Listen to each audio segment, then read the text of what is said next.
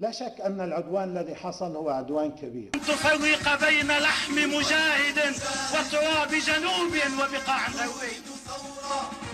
Hezbollah के खिलाफ Hasan Nasrallah को आखिरी विदाई देने के लिए हजारों की तादाद में लोग सड़कों पर जमा हुए थे। हर किसी की आंखों में अपने नेता के जाने का गम और दिल में इजराइल और अमेरिका के खिलाफ बदला लेना अज़म था।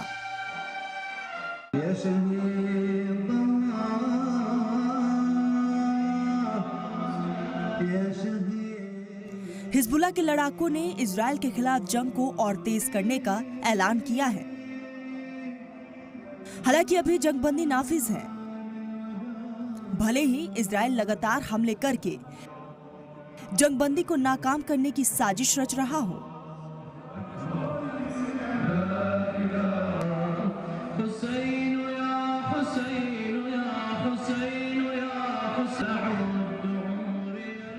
लेकिन हिजबुल्लाह फिलहाल खामोश बैठा है।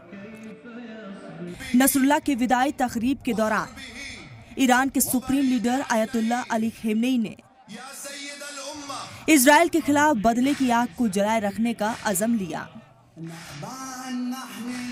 मीडिया रिपोर्ट्स के मुताबिक बेरूत में आखिरी रसूमात के दौरान अपनी ऑफिशियल वेबसाइट पर पब्लिश एक बयान में खमेनी ने कहा कि बदले की आग तब तक जारी रहेगी जब तक कि हमें अपना टारगेट हासिल नहीं हो जाता।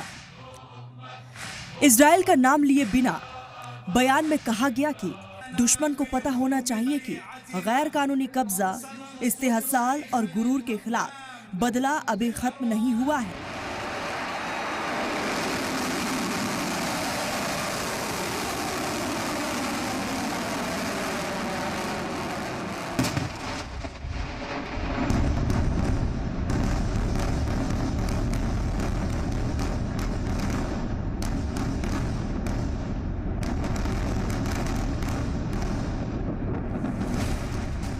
और तब तक जारी रहेगा जब तक कि अपने टारगेट को हासिल नहीं किया जाता।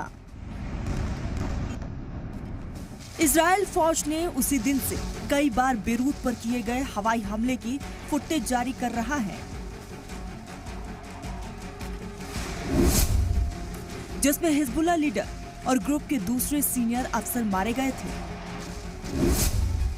इन वीडियोस में एक फाइटर प्लेन को बेरूत के ऊपर बम गिराते हुए जमीन पर कई धमाके होते नजर आ रहे हैं।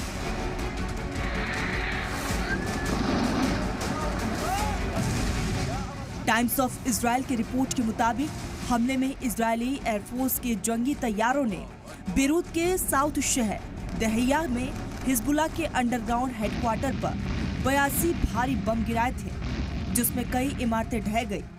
आईडीएफ के मुताबिक नसरुल्लाह के अलावा इस हमले में 20 से ज्यादा हिजबुल्लाह कमांडर्स को मार गिराया गया,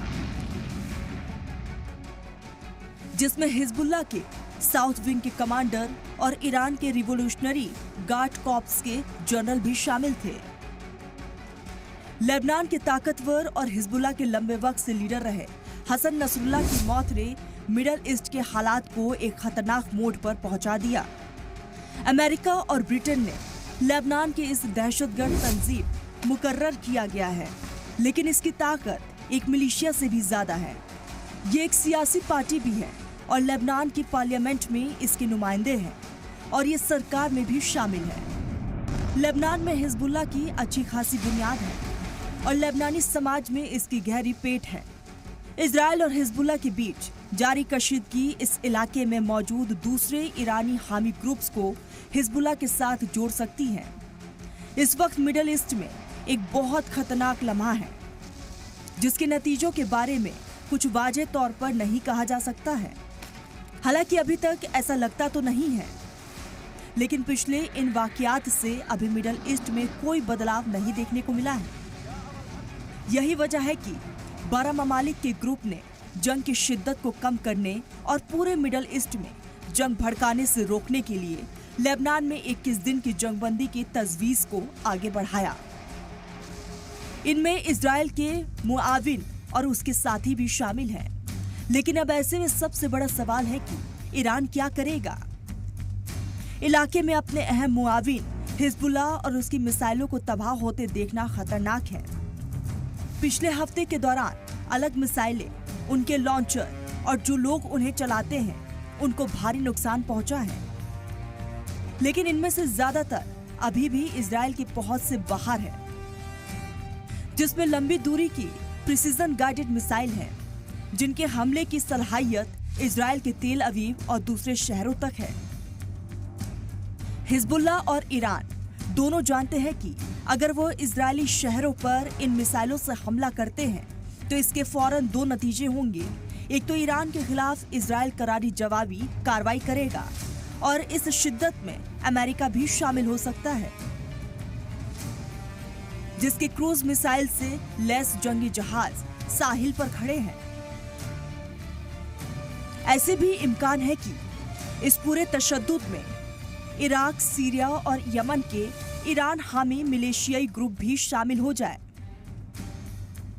हालात को काबू करने के लिए सियासतदान पूरी कोशिश कर रहे हैं, लेकिन फिलहाल इजराइल अपने लोगों के लिए खतरा बने हिजबुल्लाह को खत्म करने पर अड़ा हुआ नजर आ रहा है और इसीलिए वो लेबनान में जंगबंदी के बावजूद हमले करके लगातार निशाना बना रहा है।